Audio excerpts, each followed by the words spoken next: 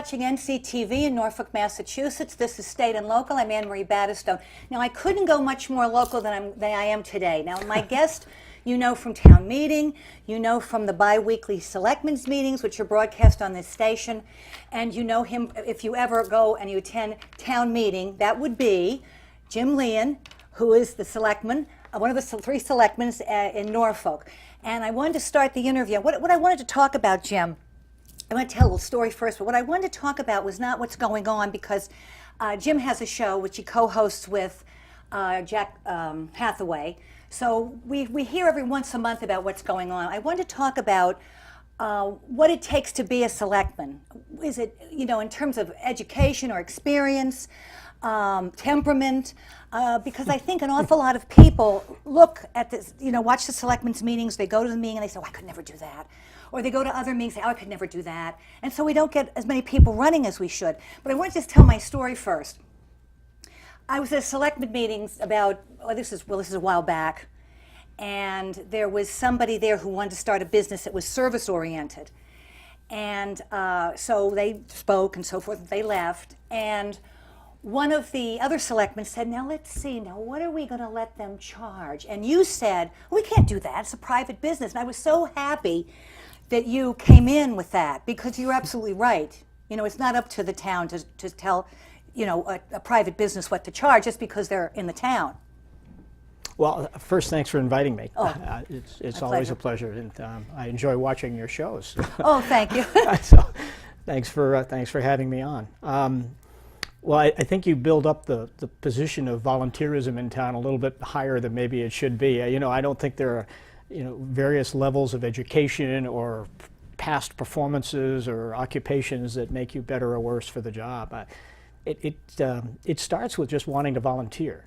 You know, people that serve on these boards in Norfolk are all volunteers. We don't have stipends. Some selectmen do get paid in some towns four-figure salaries. I hope that's not a motivation for doing it, but you know, I can't answer it because we don't have that here, although we used to in prior years. But it is truly a volunteer position. All of our boards are volunteers, and if we didn't have the volunteers that we have in our community, we would be in deep trouble. And we have great employees, but we're not exactly overstaffed, and these volunteers really help the town run. So that's the first thing. And I would tell you that in the years that I've volunteered for the town, I have gotten as much back from the community as I hope that I've been able to give. I wondered about that. I wondered about, was there a learning curve? Now, you've been a selectman for 10 years consecutively. Was there a learning curve for you at the beginning? Because I was telling you earlier that I was on the advisory board for sure, and I was so lost, and I tried to understand all the terms, and it was just, oh my goodness, I never really got up to speed. For me it was very sophisticated stuff, and so. Well, let me reflect on my own experience, which may or may not apply to other people, but at least my own experience. I come from the business world. I was in the financial services business. I ran the annuity pension operations for a large financial institution and managed an $80 million budget. So I thought 30 years, and then also served 6 years on the Norfolk School Committee and 6 years on the King Philip School Committee. Prior to being a selectman? Prior to being a selectman. So I thought I had a fairly good basis of knowledge of how government worked and what have you. And so when the citizens were gracious enough to allow me to serve them, I was surprised how much I didn't know. Government is not like corporate America. It has two speeds, slow and lethargic. But the rules are different. The rules of engagement are different. The whole process is different, and it takes time to learn that. Now, I was fortunate. I went on the board with some members of the board that had been there for a period of time. Jack McFeely was on the board. Jack had served a couple of terms as selectman. And so that institutional knowledge is critical. When you have only a 3-member board, there's really there isn't any room for a free ride, so to speak. Who else was on with you when you started? Ramesh Advani, Ramesh was just in his second term. I remember. Second year of his first term, I should say. So Jack really was the basis of institutional knowledge, and a lot of what comes before the board has a history. And, definitely. And if you don't know that history, you can be vulnerable to making decisions that really don't serve the best interest of the town. So having experience on the board to me is important, but also if you understand how the governmental system works, how the budgets work, the process of how it works, takes time. And I thought and I attended the selectmen's meetings for a good year before I ran for selectman. Oh, well, that makes a lot of sense. To try and be up to speed. I Oh, visited that's- with the town administrator and visited with a number. I went to the fire chief, the police chief. Oh, good. I tried to get a foundation of information that would kind of give me a jump start on Right. being able to contribute. I think it did to a certain degree, but there was still a pretty good learning curve. And it took some time to really understand the process. And there's always something, you are collectively brighter than individually, than as an individual. So you need the three people to bring the collective wisdom together to hopefully make the right choice. But yeah, there's a definite learning curve to being a selectman. So, what would you say to people that hold back and are afraid to run or feel? I mean, you did invest the time. I mean, that makes a lot of sense to go to those meetings and talk to people.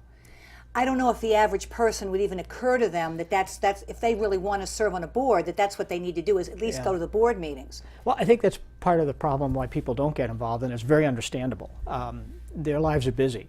I mean, I know when I had my kids growing up, and you're going to all the programs, the athletic programs, just raising a family and working. I'm now retired, so I ran for selectman after I retired because I had the time to commit to the town. What people see on TV, our every biweekly meeting, the 2 or 3 or 4 hours that we may be in at any given night, really isn't what goes on. What else? Yeah, you mentioned that earlier. What could you talk Well, about? on average, I probably spend a good 20 hours a week involved in the town. Now that's not, when I say 20 hours, it may be just visiting with the town administrator to get informed. We negotiate all the union contracts.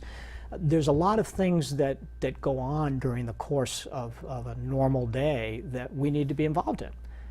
Government doesn't stop. Right. I mean, whether we're having our disagreements with the state, or whether we're dealing with the local prisons, or whether we're trying to work through some of the zoning issues that we're trying to either fix or perhaps propose. I mean, all of those things take a lot of background work. And so that when we get to the meetings, we're well prepared and we can take a brief synopsis of what actually may have been days of work to get to that point where we can really discuss it in a good basis. Now, when I say the 20 hours, this isn't 20 hours as a group meeting. This is individual. Right. Meeting with different boards, discussing different issues that are going on in town. It takes time. So the first requirement is, you got to have the time. And I think that's what scares a lot of folks away, very understandably. You don't have to do that.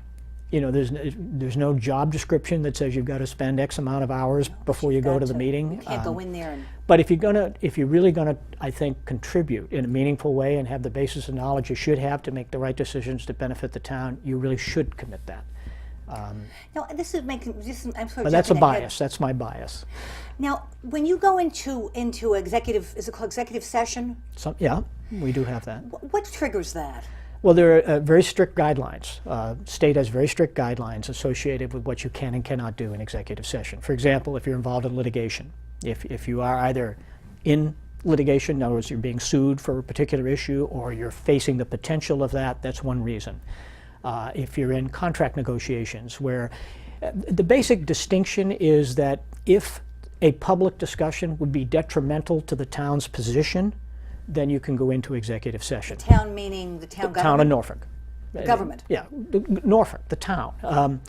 If we're, the government is the community, so to speak. It's the town. So if having a very public discussion around a potential lawsuit would disadvantage us in that lawsuit, then we would do that in executive session. But our board, we don't use a lot of executive sessions. It's rare for us. We're a big believer that as long as it doesn't in any way hinder us in terms of what we're trying to do, we do everything in open session.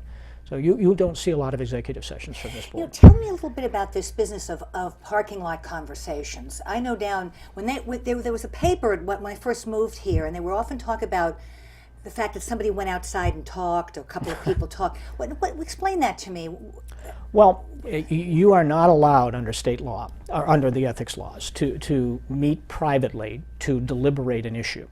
So, but you can meet socially. For example, there's nothing wrong with the 3 selectmen being at a cocktail party, on a given day. What we can't do is all cluster out in the parking lot and discuss a particular issue and deliberate that. That But it cannot be done. doesn't that happen to some extent when you're all meeting? Well, people will lobby. People will lobby all the time. I mean, they have a right to. They have a right to advocate for what their position is. Our job is to sift through all of that and try and make sure that it isn't self-serving to the point that it's a detriment to the town, because our role is to do what's in the best interest of the town. There will always be somebody approaching you in a parking lot, but in terms of at least, I can only speak to my board, Right. or I shouldn't say my board, the board I serve on. We're very careful about that. We do not engage in any parking lot deliberations or anything of that nature. But when you're meeting on those 20 hours or however in between the selectmen's meetings that are the official meetings, doesn't some of that happen? Well, I'm not meeting with other selectmen. Oh, okay. No, thank you for allowing that to be clarified. No, I'm meeting with Jack Hathaway, I'm meeting with the fire chief, I'm meeting with the police chief. It's your 20 hours. It's my 20 hours. It's not, right. The other selectmen do their own hours with their own thing. Right. We all work. I didn't understand. We all work independently in that regard. Like last week, I spent a couple of hours with Bob McGee going around and looking at all the different road work that's being done and what he's proposing to do, so that when we get to the point where we discuss that and he brings forward his recommendations, I've got some basis of understanding about why that road's a priority and so on. So, and it helps me if I get a phone call saying, why isn't my road getting done? I can at least, they may not like the answer, but at least I can give an answer. So these meetings that we were They're not talking meetings about, in its classic sense. They're these confabs or whatever you want to say. Is the problem of being between 2 of the selectmen or somebody else speaking to one of the selectmen, or is that? The problem is between 2 selectmen. Oh, okay. That's what cannot occur. Okay. Yeah. Because the third one doesn't know what's Now, being said. we can, as I said, we can be in the same place. That's Right. not, but we can't deliberate or engage. Right. We can, for example, Mr. Gary and I did a tour of Jane and Paul's farm with some folks from the state, from the agricultural department. There's nothing wrong with that. We just can't deliberate. We can't say, we can admire the corn and talk about picking blueberries or things of that nature, but we can both be there to go on the tour. There were members of other boards as well, by the way. Recreation and CPC and other boards were there as well. So there's nothing wrong with that. Now, is it difficult for you how do you manage when, you probably know most of the people in town. Well, not most, but a few. Over the, when people that come forward with a problem, is that, you have to be objective and impartial, but is that ever hard? Has it ever been a situation where they were friends of yours, or have you ever recused yourself, or have any of the others had to recuse themselves? We've all recused ourselves at one point or another. And I'll give you just a simple, silly example. I probably am more sensitive to it than most, because you don't want to put yourself in a position where anyone could suggest you're doing anything inappropriate. But I'm a member of the Federated Church. And every year the Federated Church requests to use the town cemetery for a sunrise service on Easter. Simple, no one would care kind of event. But I always recuse myself from the discussion and the vote, because only the selectmen can allow that. Not something I think anybody would really care about, but because I'm a member, I recuse myself. I won't. I just sit there and let the other 2 figure it out. But then there's only 2 people to vote then. Which means they better agree. Now, do you were there ever any times and maybe you might want to go into a little bit more the distant past, but were there any times when there was something that came across that was a very tough decision for everybody, that was really something that was a hard thing to resolve, or for any number of reasons? Yes, there are always situations like that. Situations that are, the primary responsibility of the Board of Selectmen is to ensure the financial stability of the town. Oh, okay. Okay, so I didn't mention that earlier, but I think it does help to have a financial background to go onto the board. The budget is the most critical component, and we've had some tough years lately. Last year we came out very well. We had one of the largest surpluses we've ever had. week from, or this coming Tuesday, we'll share with people. I'm going to keep it a little secret right now, but we're having another good year. And by good year, what I mean is that we've managed our expenses very well. We've been very diligent in how we manage them. We try to underspend, and we manage our revenues very well. We try to underestimate when we do our budgets because we want to create some surplus to do Right. some of the things that we don't want to do. It's been hard to do when you've had the state reduce your budget every year for the last 5 years, actually 7 years. It's been hard to do. We're still not at the same level of state aid this year that we were 7 years ago. So people don't necessarily understand that, but that's substantial. You know, that is the second largest revenue source for us in the community. And when the state has reduced it as much as they have and not recovered, we haven't recovered, we have to cut. And we have to, because our other sources are very fixed. So are you still down from 7 years ago? Yes, on state aid we are. But yeah. coming up in these last 2 years, We've gotten some small increases, but you know, you won't. You're not going to get a whole lot done with it. But at least it's trending in the right direction. Is this why they moved ahead with fixing the roads? Well, that's a different source of funding. We spend, I know people talk about the road fund, you know, and all of that, but we spend well over $400,000 a year on our roads. And this year will be even more than that. Oh, because we've Right. redone them. So And Seacon Street, we've my gotten street. a lot done this year. We've reprioritized this. When I first got on the board, we spent, in my view, too much money on engineering. You know, we were thinking too much. Now, I'm not saying that engineering is a critical component. Obviously, you want to do it right.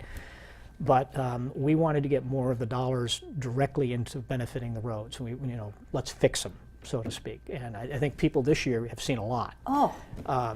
And Well, of course, they were very bad. I mean, Seacon Street was a horror show. when you're a small community, or, you know, it's an old farming town, a lot of these roads weren't built to the right standards to begin with. That's true.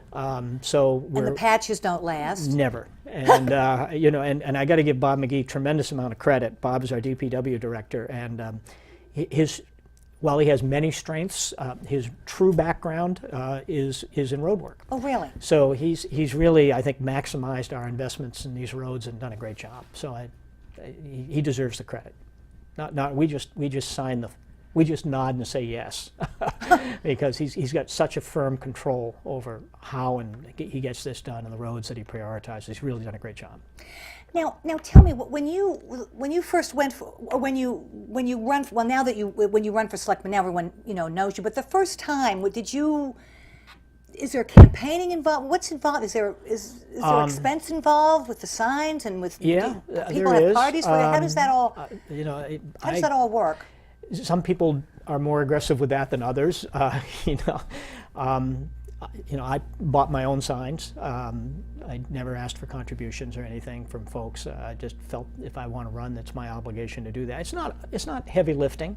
You know, it's not a lot, and there is a form you have to file with the town clerk's office disclosing all your sources of income, campaign funding, whatever it may be. It's not. You know, people ask me what it's like to be in politics, and I always kind of look and say, I'm not in politics. You know, I'm just a volunteer trying to help the town. But you still had to run. I mean, you Still had to run, convince people. and I was opposed, and so you still have to get out there and talk to people. And I mean, So do I you- went into neighborhoods when I first ran and knocked on doors, and you know, you stand there and you hold the signs. You see them every year down here in the center of town, and you Because I ask because I see signs and I don't know who the person is. Of course, we don't really have a paper, and it seems like we're never. It seems like we're almost never in that Country Gazette. I don't know why, but occasionally I'd see an article where somebody would be talking about their candidacy, and then I think the Norfolk Community League has a night. Mm-hmm. But other than that, okay, right. But other than that, I say to myself, gee, how am I going to find out about this guy? Yeah, well, I'm going to put a pitch in for NCL's community. It's a wonderful thing they do. I went last time. But I wish they would do it sooner in the process. They tend to hold it a week before the election. Yes. And that's not enough time for people to really have an opportunity. First time I ran for, a quick story, first time I ran for school committee, they had candidates night, you know, and it was held over in the Freeman School, Freeman Centennial at that time, and it was packed. Huh. I mean packed. Wow. Hundreds and hundreds of people there. There was standing room only. And they didn't use this card system. I mean, you just raised your hand and stood up, and you could fire any question you wanted. Now, let me just interrupt you. Why do you think it was like that then and now? I mean, I went to the last candidates' night, and My God, I don't think there were 30 people sitting in. I think, and probably of that, 20 of them were board members. there was- that just came. Yeah, it's do you think- unfortunate. I'm kind of interrupting your story. What do you think I don't really. that's I about? don't know that I haven't. I just have a guess at it, but I don't really know. I think politics is is kind of a dirty word right now. I mean, everybody's fed up with it, and I don't blame them. Yeah. It's certainly at the national Terrible. level. It's it's gotten Astonishing. confusing to say the least. Regardless of which side of the aisle you may stand, I mean, I'd like to think we were in the middle, but doesn't matter. Town government really isn't like that, but there's a bad side. There's a tough side to town government. It's not for the thin-skinned. Well, that's what I kind of, I also You wanted to do, you'll see, Norfolk Net, for example, you'll see some people utilize that for their own agendas. They're mad. It's when you have two differing views on an issue and you're the one that has to arbitrate that consideration and make a decision, someone's not going to like it. That's right. So when you're there long enough, you're going to get enough people that didn't like the decision you made. I mean, it's just inevitable. Right. And it's just life. It's the same way in the corporate world. Everyone has it. The day runs out, and if you're fortunate enough to know when that time is and go under your terms, you're one of the lucky ones. But do you think there's a different type of population in the town? How long ago were you talking about? This is back in the 80s. Oh, okay. Yeah, back in the 80s. So do you think there were more? I think people were more engaged then in government. Certainly town meeting, we'd have 400 or 500 people. We don't see that anymore. But I think lives are, we didn't have cell phones. We didn't have cell phones, Right. back in 1980s, in the early 1980s. Our lives weren't as complicated and as fast as they are today. I had a boss in my corporate world that said, change is a constant. The only variable is the velocity. Very true. The velocity's picked up. People's lives are faster. I suppose. It takes more time.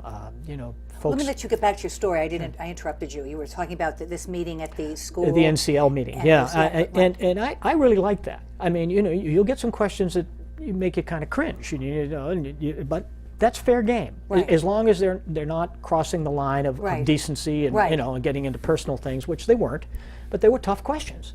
One I got, I remember vividly, was. I was afraid I'd made you forget your story. No. While I'm going, I'm running for school committee, and they said, well, how do you feel about unions where teachers get automatic raises? Would you favor a merit system?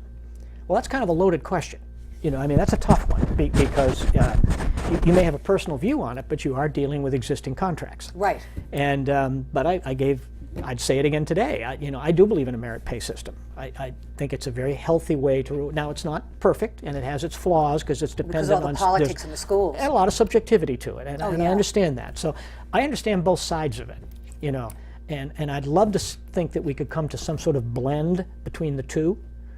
My wife was a teacher, so I'm a great advocate for teachers, or I wouldn't be allowed home. But my answer was that I said, I believe in the merit system because I come from that. I come from a corporate environment where your pay was directly tied to performance, and it wasn't always fair. I understand that. But it was more fair than not fair, and so on. But I understand the reality of why the contract is the way it is. I happen to know the history of it because I had worked in my corporate world with a lot of teachers' unions as to why these things evolved. And it's just there's no right answer to that. But it was a trap question, to try, and people will ask those. They'll ask trap questions, but you just answer them honestly and let people pass judgment as to what they think. It's okay. Were there ever any sort of crazy things that happened at any of those selectmen's meetings, or any kind of, were there any unusual things that happened, or not just so much the content of people's requests or issues, but was there ever a time when maybe you were a little nervous about what was going on in the meeting? Not on your side of the desk, but... Well, I've been fortunate that I cannot remember. I think there was only one incident that I would say was really uncomfortable. Sometimes one of the other roles that the board performs is that we do appointments to other boards, if you will, conservation, zoning board of appeals, and so on. I've been there, right. And those can get a little interesting sometimes because you get competing views. And this is where you do have to play Solomon. And you know, folks get very strong biases on this and have very strong opinions on this. So they will, if you're not seeing it their way, it becomes personal. Now, you're talking about people coming in, like, say, I've been there a couple of times, I wanted to go on a board, and then you We ask have a to few decide. questions. Yeah, So you're talking about a difference between the point of view of the person that wants to go on this other board and I think the really difficult three, ones are where you don't reappoint someone. I think is where it gets really difficult, and you know, that's where it gets a little personal sometimes in other people's eyes. Right. Hopefully, not in ours. You know, our role is to try and be as objective as we can. But sometimes, you talked about earlier about why people get into this government. Not everyone gets into it to help. Now, I think we're very fortunate in Norfolk. I think the overwhelming majority of folks that serve on our boards are just great people. We have a wealth of talent in this town. And, It is astonishing the things that a people wealth do, the of time talent. people and, spend, And my they goodness. genuinely want to help the town. Very, very few instances that I can think of in almost 30 years now where I felt it was other than that. So we're fortunate. I think other towns maybe have experienced some. I mean, I'm thinking other Mr. things, Palumbo, but- you know, when my first show that I did, he was on my first show. Yeah. And he spent a lot of time, because I was so nervous and I wanted to go right, and he spent a lot of time with me going over what was going to be said. And I was just, I was so grateful, and I just thought, well, this must just be the way he sees things, Yeah. that he wanted to help me because it was something for the town. And Well, people, I would love to see more people get involved in town government. I hope they will, and they shouldn't fear it. You know, it's okay. I mean, when you make decisions, if you're making them based on fundamental values, obviously number one, is it legal? I mean, there's some basic non-negotiable rules associated with things. Does it fit our bylaws? You know, whatever it might be. Then you get into the subjectivity part, and this is where you just have to kind of sit back and say, is it in the best interest of the town? If you focus on that, if it's met all the other criteria, and then you just think, and not does you, it serve? not you yourself. I've made decisions that if I were casting my own vote, would have been a different vote. Because it was my own bias, it was my own prejudice, if you will, and I would have preferred it this way, but it serves the town collectively better if it's this way. That's right.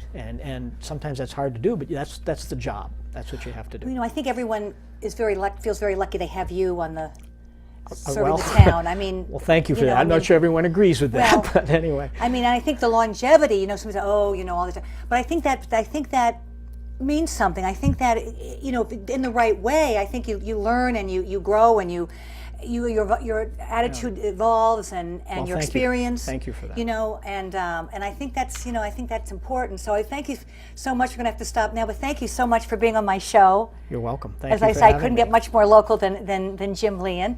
And thank you so much for watching. We'll be back the next time. I don't know when it will be, but I thank you so much again for watching. And I want to thank again Jim Lehan for taking time to be on.